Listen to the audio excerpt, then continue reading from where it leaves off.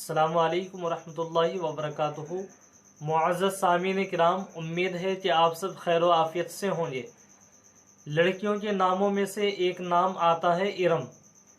आज मैं आपको बताता हूँ कि इरम नाम के माना क्या है और इरम नाम रखना चाहिए या नहीं रखना चाहिए और इसका मतलब क्या है। देखिए, इरम के असल माना आते हैं जन्नत के। तो इरम नाम के माना जन्नत के आते हैं, लेकिन ये नाम नहीं रखना चाहिए। ये नाम इसलिए नहीं रखना चाहिए क्योंकि अल्लाह रब्बुल इज़्ज़त ने कुरान मुक़द्दस में एक कौम का तज़किरा फरमाया है और वो कौम है कौम आद। और कौम आद पर अल्लाह ताला ने अपना अज़ाब नाजिल फरमाया था। लिहाजा कौम आद का नाम इरम था और जाहिर सी बात है, जिस पर अल्लाह ताला का अज़ाब नाजिल हो और फिर हम उसका नाम रखें, इस तरीके का नाम रखें, तो वो नाम रखना मुनासिब नहीं है।